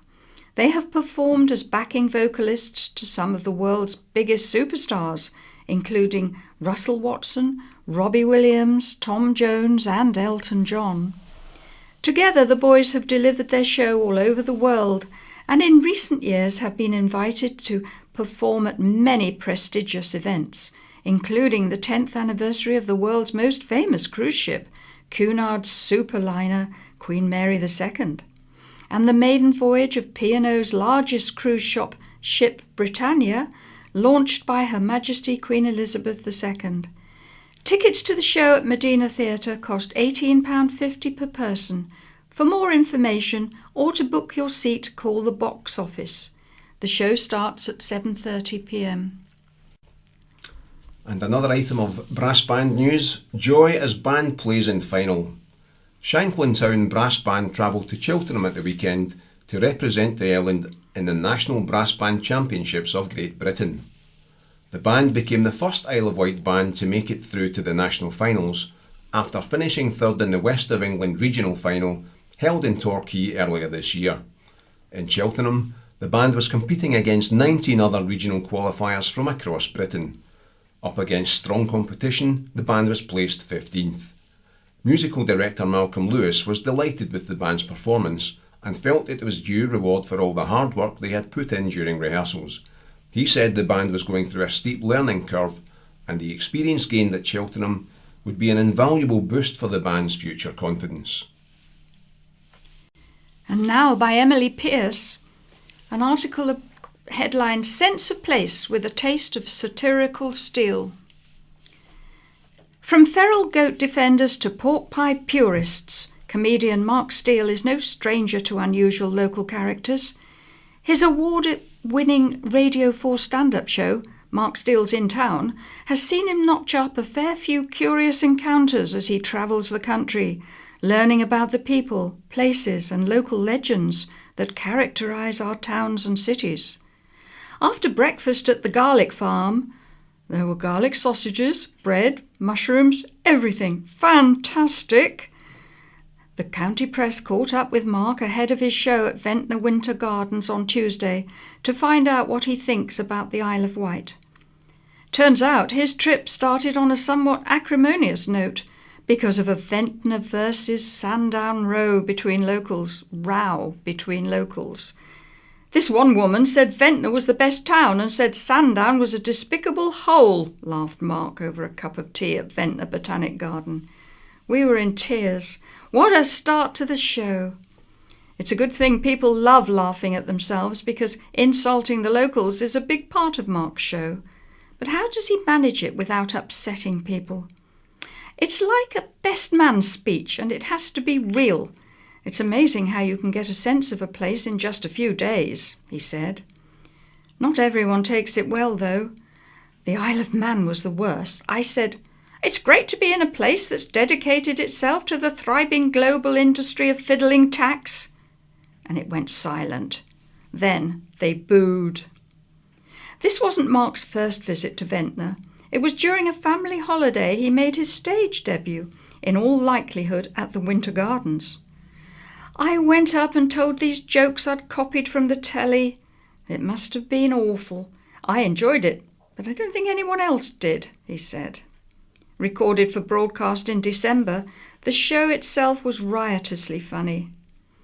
From the island's ramshackle 1930s tube trains, even for the Isle of Wight they're 20 years behind the times, and the fever dream's weirdness of Black Gang Chine to Ventnor's smug obsession with its microclimate and staunch belief you can see France upside down on a clear day, there was little that had escaped Mark's keen observational eye.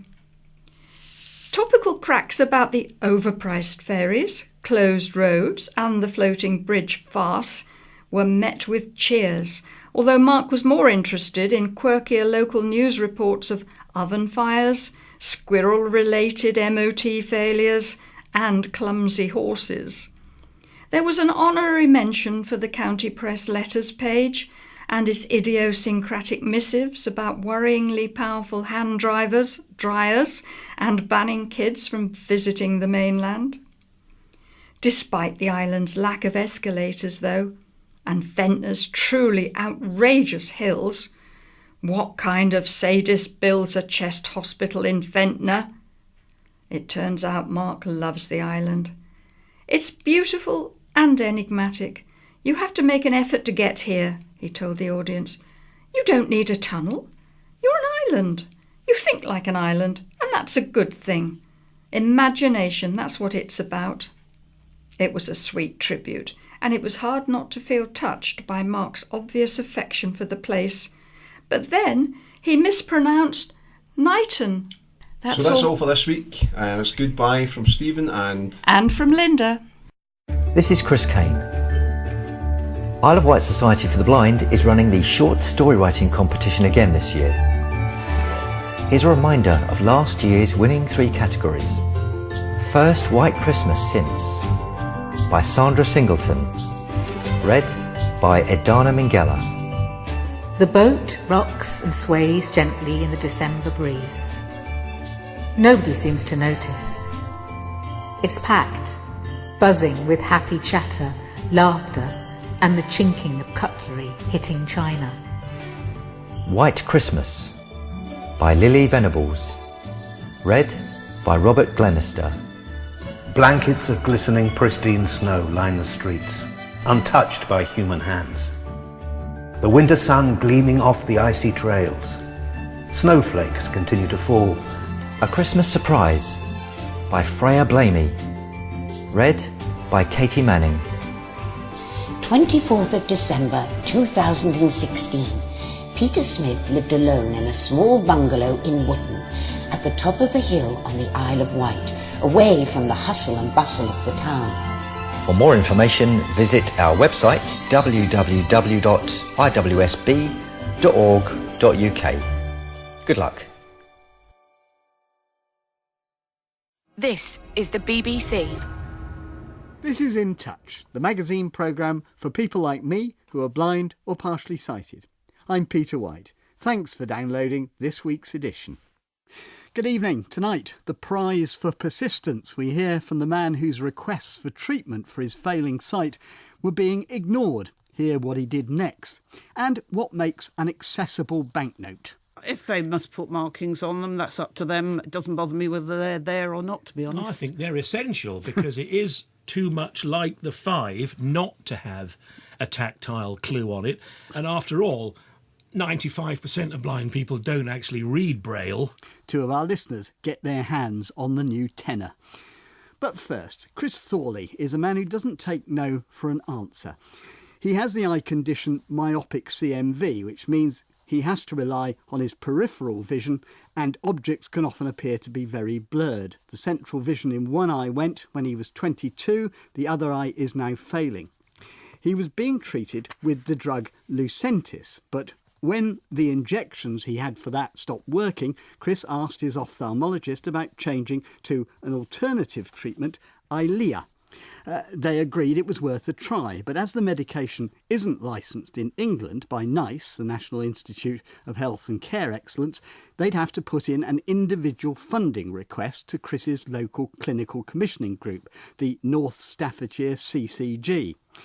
But despite frequent attempts by Chris and the Macular Society, who were helping him, to speak to officials from the CCG, Chris wasn't able to find out what had happened to his request. After waiting for 9 months for a response, he decided to adopt an unorthodox approach to get the information. Well, our reporter Tom Walker has been to Stoke-on-Trent to meet Chris outside the offices of his CCG.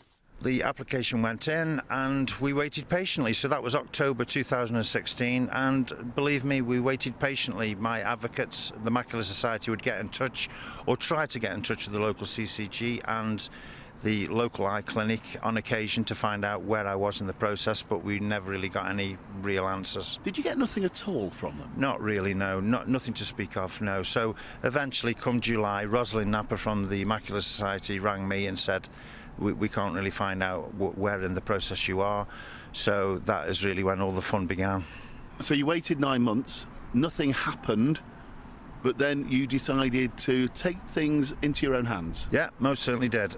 If you ring the local clinical commission group, you don't really get anywhere, so I thought I'd pay them a visit. But you did more than that, didn't you? Walked through the doors, walked past the security guards, funnily enough, to a desk, grabbed a member of staff, told them that I was visually impaired. Now, you do need security cards, security to swipe over the passes to get through to the lifts and through the doors, etc. You only get these if you've got an appointment or if you're a member of staff, so I had none of this. But this member of staff luckily just waltzed me through to the lift, up in the lift to the 3rd floor and straight to the door at the CCG office. I was still locked out, but some staff were walking in and I walked in with them. So there I was, standing in the clinical commission group office. How were you received? Who are you? Chris Thorley. Do you have an appointment? No. You have to have an appointment. Well, I don't do appointments, is what I said. This is an urgent matter. I cannot get through to you any other way. I would like to see someone of authority. And away we went. After a bit of toing and froing, Zara Jones, the director, kindly came out and saw me and spent some time with me. Zara Jones was most gracious, I must say. She gave me the time. I got the message across and things started to happen. When you were actually in the offices of the CCG, how did you feel personally? I felt like a man that got work to do. I feel like that in general, to be honest with you, work to do for other people. These directors and executives at places like the clinical commission groups and the NHS, they're not really confronted and they're not really speaking to people as they should be spoken to. They're not listening to people's fears. I really did feel that I was doing that for them as well as myself. CCGs cover thousands of people. You're one individual with a relatively rare eye condition, I guess. Can you understand how maybe it was shunted, shall we say, to the back of the queue, or not treated as a high priority? Well, in the application, as I say, my advocate and I, we drafted a letter to go along with the application, and in that application I made it quite clear that this application was not just for Chris Thorley, it wasn't just for me, it was for many people with my eye condition and other eye conditions. Because of that, apparently it did get to them, they did look at it, but because it was for a cohort of people and not an exceptional case, meaning it wasn't just for me but it was for many people, they shelved it, they put it aside to look at it later and work out some kind of policy of how they're going to deal with it. But they shelved it and didn't look at it again. So whilst we were waiting, actually nothing was happening. And they said this to you in a letter, did they? Yeah, it was all admitted in a letter which I got on my second visit. A letter of admission, which was gold dust, really. How's the situation been resolved? North Staff CCG have given me Eylea, a course of 3 Eylea injections, and then I will have to reapply if I need more, unless things change, which we do feel they are going to change come October. I do feel that if I'd had Eylea when I first asked for it, which was a long time ago, it was pre-October 2016, I may have stood more of a chance than I've got now, to be quite honest. Chris Thorley. Well, we did ask the North Staffordshire CCG to come onto the programme to explain what had happened in this case. They preferred to send us a statement. They told us they had apologised to Chris for the delay on deciding the best way forward in this case, and they were investigating the causes of the delay. And they say their offers to meet with Chris personally still stand. Well, to find out more about what's supposed to happen in these kind of cases, I'm joined by Cathy Yelf, who's the Chief Executive of the Macular Society. Cathy Yelf, first of all, just explain a bit more about Eylea and where it fits into the treatment of macular disease. Yeah, so it's a drug that slows down the development of abnormal blood vessels that grow in the back of the eye in diseases like wet macular degeneration and, in Chris's case, the complications of a very high degree of short-sightedness. So it's the second of two drugs to be licensed and developed in this area, the first one being Lucentis. So what's supposed to happen in cases where a drug is either not working or has perhaps ceased to have an effect? Well, we believe that in cases where there's more than one drug available, if one drug doesn't work, then a patient should be allowed to try the alternative drug, provided obviously it's licensed. And the cases of very expensive drugs, then of course they have to go through the approval process conducted by NICE. So we think they should be allowed to swap. This is controversial and not everybody in the NHS supports that, but we believe that. And is Eylea licensed in England? So that this could happen? Eylea is licensed, but it's not yet been through the rather slow process that NICE takes to approve a drug. They have now, in fact, moved it to their fast track process because clearly there's a very strong case for making this drug available to people with Chris's condition. The problem is it's already been approved in Scotland and Wales, and this was a source of great distress really to Chris and to many other patients in his position in England. Because you think, well, this is available somewhere, therefore obviously people think it works, why can't I have it? Well, that's right really. I mean, I think patients where they have conditions for which there is no treatment, this is very disappointing and maybe very distressing, but they understand if there's no treatment, there's no treatment. What is really distressing is when there is a treatment for somebody's condition and they can't have it just because of where they live. This is, of course, the notorious postcode lottery, and it causes immense mental distress to patients to be denied drugs that they know their neighbours can have down the road. So is there a problem here with the process? Because I think you've been talking to people within the health service about this. Yeah, so the process that Chris used was called the individual funding request process. It's supposed to be used in cases where an individual unique patient has a particular set of circumstances for which the NHS naturally wouldn't have a policy, but where they can draw attention to their individual case. And that's rational. The problem is it's also the only way that any patient can raise a request for a new form of treatment if it's not already available in their area. So the problem is with this is that if the clinical commissioning group locally decides that more than one patient can benefit from this approach, then they have to go away and develop an entire policy around it. And this puts the patient in a ridiculous catch-22 situation. If they don't apply through the individual funding request process, they can't have the treatment. And if they do apply and they've got such a good case for treatment that other people might benefit as well, they still can't have the treatment. So we think the system is dysfunctional, but in this case, in Chris's case, there was an additional failure, an incompetence in the CCG where they said he couldn't have the treatment because more than one patient could benefit from it. And they just never got round to developing the wider policy. So the very thing that Chris wants to do, in other words, he wants to draw attention for it for other people, that could actually stop him getting the treatment. Yes. That is absurd, isn't it? We think it's dysfunctional, and I've written to Sir Andrew Dillon at NICE, I've written to Simon Stevens at NHS England, and I've written to Jeremy Hunt, the Secretary of State, about this and a whole raft of other issues around the postcode lottery, because we do not think this is a satisfactory process. So what needs to happen, fairly briefly, Cathy? Well, I think really we need some leadership at a central level in the NHS to address the increasing postcode lottery around the availability of new drugs, but also to correct the disparity and the enormous differential in the quality of care that patients can expect for eye disease. So a clinic in one part of the country that can treat its new patients with wet AMD within a week, and other clinics that can't do it within 12 weeks. That's unacceptable, and we need better leadership in the NHS to put this right. And presumably the alarming thing about this is that the treatment that Chris might have had could have had an effect on the rate at which he loses his sight. It will. This condition is progressive, like wet AMD, and the sight loss is largely irreversible. It is incredibly upsetting that this inefficiency causes such unnecessary sight loss and causes such terrible distress and is such a waste of NHS resources. Chris took rather extreme action to sort out his problem. Do I assume you're not actually recommending that to your members? No, we don't recommend invading your local CCG, really. But having said that, we do recommend to patients that they sharpen their elbows and they make sure that they are heard.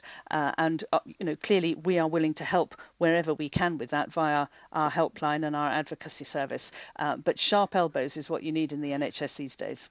Kathy Yelf, thank you very much. Indeed, so maybe you need to sharpen those elbows. Certainly the Bank of England can't be accused of a lack of information about the latest of its new banknotes. We've already had the fiver and the tenner, which hit the streets at the end of last week, to a flurry of assurances that the new notes, which are polymer rather than paper-based, will be more long-lasting and much harder to forge. What we wanted to know, though, is how easy are they going to be to differentiate from each other for visually impaired users? The Bank of England's chief cashier, Victoria Cleland, explained what they'd put in place. The Bank of England for many, many years now has been trying to think about how to make the notes more accessible. So we have a tiered structure, so the different size for the different denominations. We're also using a different colour palette for each of the denominations and using big bold numerals on as much white space as we can. But with the new polymer £10 note, we saw an opportunity to introduce a new tactile feature. Yeah, now I've got one here, which is quite rattly. And what I've discovered as I've put my hands along it is that there is something that you might think was Braille, except that it doesn't actually say anything that's particularly definite. This isn't really meant to be Braille, is it? It's not meant to be Braille, no. We did quite a lot of research, including talking to the RNIB, and were advised that as it's not a very significant proportion of the population that can read Braille, we were better to go for a feature that was easy to recognise, and we ran a number of focus groups, and this configuration of 2 sets of 4 dots was found the easiest to identify. Yeah, the only thing that strikes me as a bit odd about that is that although it's quite right that not a lot of people read Braille, if you're going to put some dots on, that will be the thing that makes it recognisable. So mightn't you just as easily have put a 10 on there so that it did mean something to those who could read it? That was one of the things that we tried, but actually that was more difficult for people to feel. So what we'll be doing is when the 20 comes in 2020, we'll be using a different configuration of dots in the same place. It'll be easy to identify the 10 versus the 20, and the 5 is distinguished by the fact it doesn't have any of these raised dots.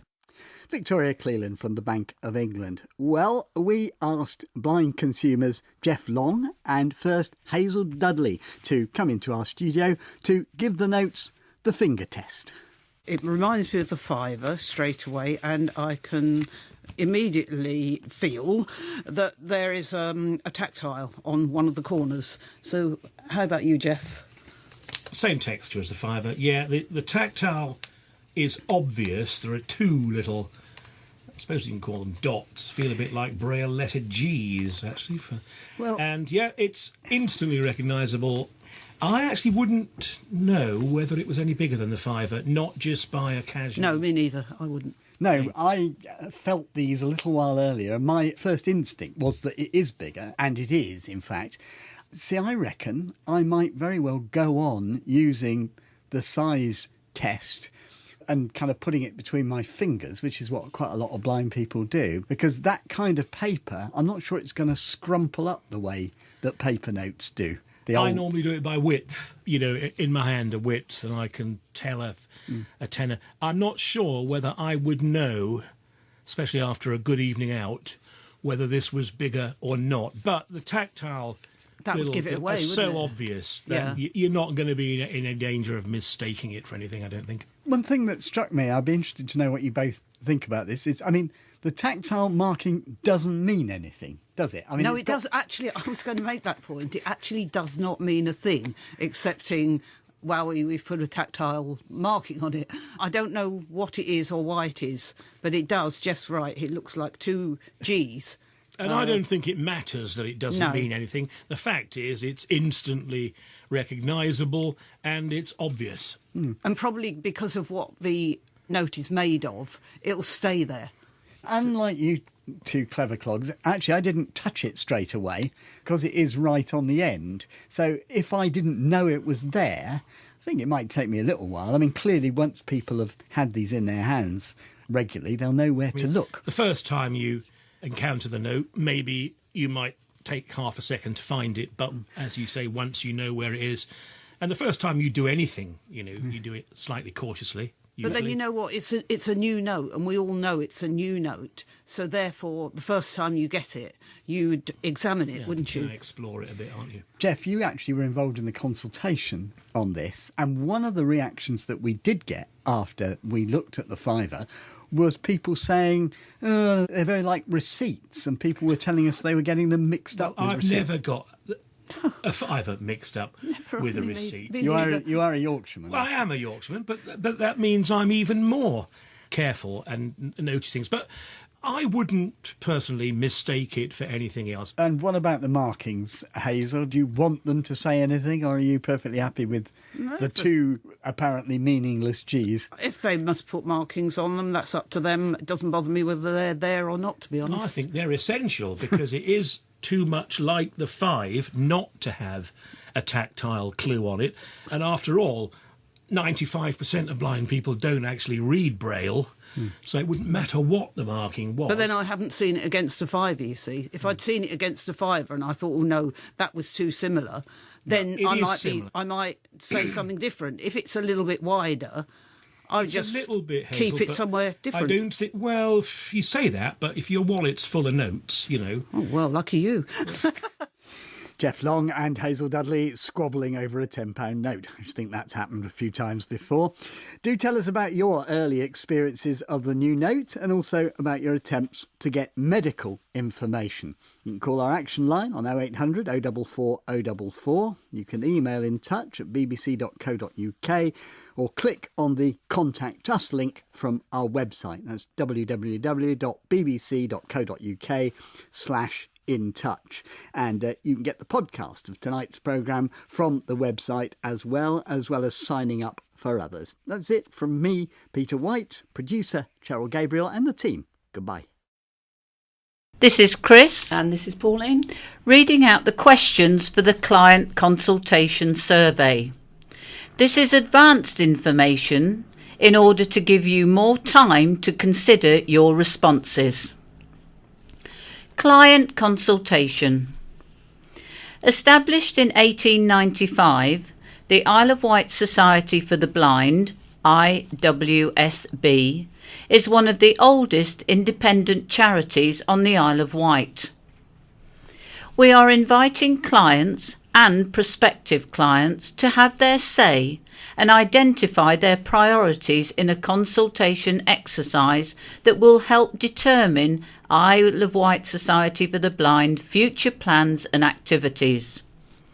Our continuing purpose is to provide practical, emotional and educational support for visually impaired people, their families and carers, and promote awareness of the needs of those affected by sight loss amongst the general public. We strive to help people maintain independence, learn new skills and participate in social, physical and educational activities to reduce loneliness and isolation. Currently, we organise weekly coffee mornings, educational talks and seminars, craft clubs, weekly swimming sessions, walking and golf, a visiting and befriending service, a weekly audio version of the Isle of Wight County Press, and a library of audio books.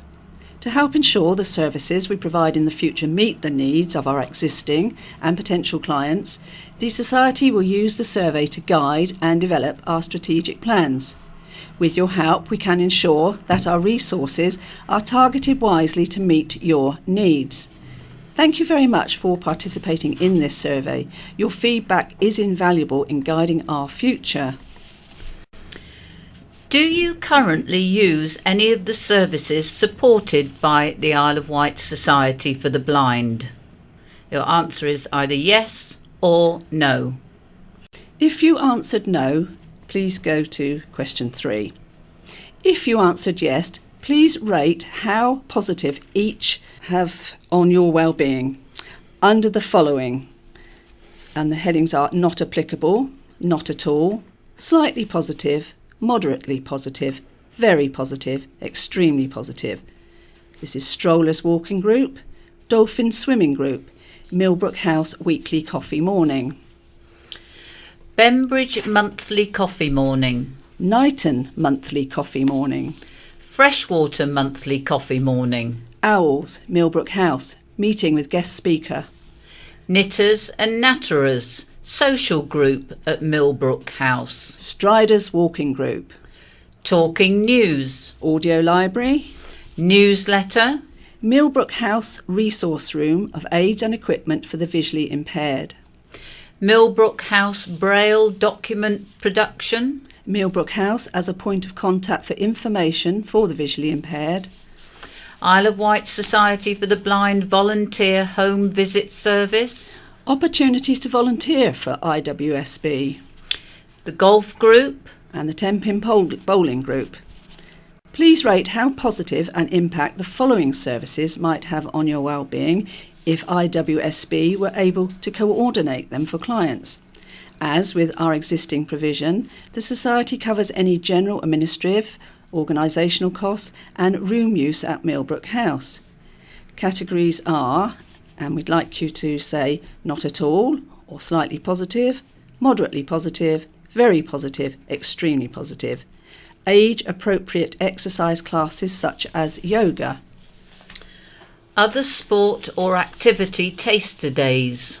Support to participate in a sponsored challenge event, e.g. the Isle of Wight Cycle Challenge, walk, run, marathon, skydive, etc., to raise awareness and funds for the Society.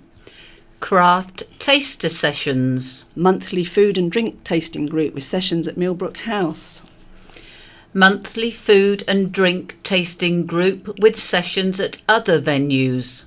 Quarterly day trips to Isle of Wight heritage sites or tourist attractions. Quarterly day trips to the mainland heritage sites or tourist attractions. Holidays and short breaks organised by the Society, supported with the provision of sighted volunteers to assist with guiding, not care provision. Monthly music group to include singing, listening, an occasional concert or live performance visits. Quarterly storytelling or poetry recital group, your chance to spin a good yarn or share favourite poems. Social activities closer to your home. Introduction to technology course of perhaps 6 weekly sessions looking at computers, iPads, mobile phones and apps for the visually impaired. Monthly technology group to keep abreast of development in computers, iPads, mobile phones and apps for the visually impaired. Quarterly technology group to keep abreast of development in computers, iPads, mobile phones and apps for the visually impaired. Evening/weekend social group for 65+ year olds. Evening, weekend social group for 50 to 64-year-olds. Evening, weekend social group for 36 to 49-year-olds. Evening, weekend social group for 19 to 35-year-olds. Evening, social activities for young people aged 16 to 18 years. Evening social club for 11 to 15-year-olds. Evening social club for 7 to 10-year-olds. Quarterly evening social meeting at Millbrook House for parents, guardians, carers of young people with visual impairment, with separate activities arranged for any accompanying young people. School summer holiday activities or social event for visually impaired young people and their parents, guardians or carers. Dancing. Please add any further suggestions of services or activities you would like the Society to provide. Other suggestions. Please suggest any sport or activities you would like to try. Please identify the challenge event or activity you would be interested in. Please suggest any craft activities you would like to try. Please indicate here the styles of music you would enjoy. In relation to social and recreational activities, please indicate whether you would generally prefer activities targeted and arranged specifically for those with visual impairment, or activities that are open to both sighted and visually impaired people where reasonable adjustments are made to accommodate the particular needs of the visually impaired. Visual impairment aside, on a scale of 0 to 10, where 10 is very healthy, how healthy do you feel at the moment? Being connected is more than having a network of friends and family. It could include being connected to your community, having the ability to access services or help when you need it, and being digitally connected. On a scale of 0 to 10, where 10 is very connected, how connected to others do you feel? On a scale of 0 to 10, where 10 is very confident, how confident are you using technology, the internet in everyday life? For example, using email, the internet, social media, online banking, shopping, etc. How do you find out about the following? The headings are printed leaflets or posters, word of mouth, Isle of Wight Society for the Blind website, other internet, social media, radio, talking news, or other, and then please specify. Local events, social activities. Contact details for organisations and services for the visually impaired. Health information relating to sight loss. Other health services and information. And travel. About Isle of Wight Society for the Blind. What, if anything, do you know about Isle of Wight Society for the Blind? How would you describe Isle of Wight Society for the Blind to others? Would you favour a name change of the Society to promote a more inclusive organisation that supported those with visual impairment? For example, Isle of Wight Vision. Your answer is yes or no. Would you like to suggest a new working name for the Society that would reflect a more inclusive and forward-looking ethos? Please remember that this survey and all responses are completely anonymous. Information gathered is purely to enable us to better understand the needs of visually impaired islanders to inform our future plans and services. Please indicate which age range you are in. Under 10 years, 11 to 15 years, 16 to 18 years, 19 to 35 years, 36 to 49 years, 50 to 64 years, 65 to 74 years, 75 to 84 years, 85 plus years, or you've the option prefer not to say. What is your gender? What is your current status? Please tick all that apply. Are you a full-time student of any age? A part-time student of any age? Employed? Homemaker? Unemployed? Semi-retired? Or retired? Do you volunteer for any organisation? Yes? No? Prefer not to say? If yes, which organisation? Please tell us the first part, that is the 4 digits, of your postcode. Please let us have any comments, questions or concerns. Please identify if you have completed this and independently, firstly as a visually impaired client or prospective client, or as a volunteer, carer, guardian or visually impaired parent. Thank you for completing this survey.